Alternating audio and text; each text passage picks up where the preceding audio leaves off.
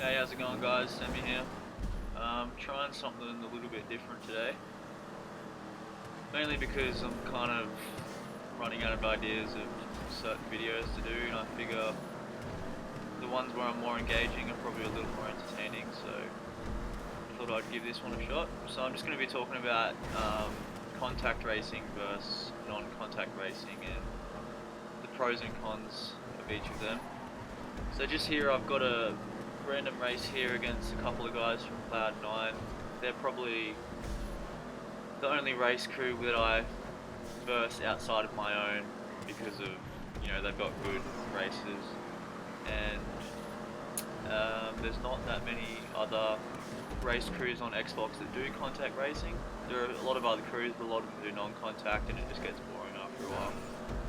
But so my thoughts on contact racing. So I prefer it, to be honest. It's more real. I mean, you don't drive through people in real life. Like, it allows you to attack and defend and brake check and apply pressure.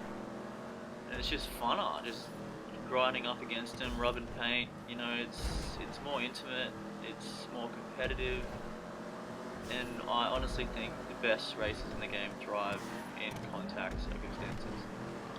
I know a lot of people who verse me might find that quite surprising that I prefer it, because usually I lag all over the place. Like, this is one of the rare races I'm in where people actually see me. Well, I hope they can see me, because I can see them and they haven't really taken me out, and they seem to sort of know where I am on the road, which is good. The only thing I don't really like about contact racing though is, you gotta be with people who know what they're doing.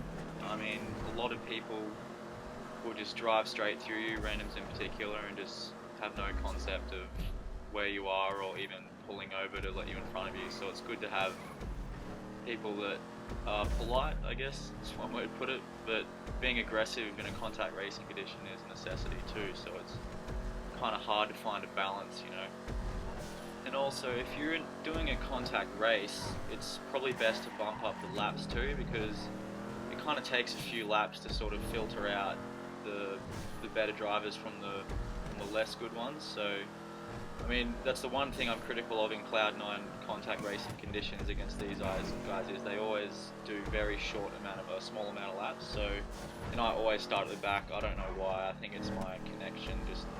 I'm last to sort of connect to the race, so I just process elimination. I'm there at the back, and I'll end up chasing the whole race. So that's pretty annoying. But yeah, I prefer more laps if contact is on, for sure.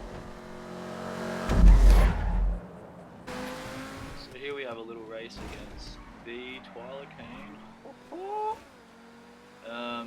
He's finally over on the Xbox One. This race happened just after I had that one, actually, so it worked out well. And this guy's probably the best racer I've seen, especially on the Xbox side. I mean, I can't speak for PlayStation, but he's a very good driver.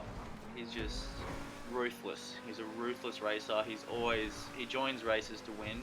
I mean, that's the only reason he would have come to this one. Like, he brings his A game every single time, and he does not give you an inch. So it's always good racing against him, because you kind of get a gauge on where you're at. But him and I hadn't done, I'm guessing he hasn't done it, but I hadn't done this race in over a year. So I was a little bit rusty, as you can see, as that pedestrian found out. Poor Sheila. But yeah, I'd say Gucci Beach and Twilicane, probably the two best contact races I've ever seen. They just make you work for a win. If you're out in front, like, you look at him, he's just hovering behind me, like, just waiting for me to make a mistake.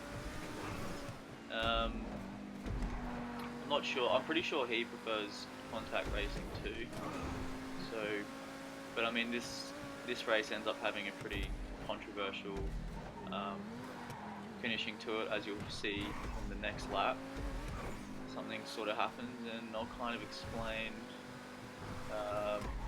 my thoughts on it, and sort of the proper etiquette for sort of, pulling over if you cause them to crash or all that sort of stuff. That's when it gets sort of heated and you get a few dislikes and a few rage quits here and there, but yeah, no, none of that sort of went down.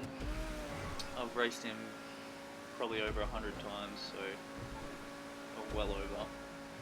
So, you know, we've been there, but yeah, so, just wait a sec.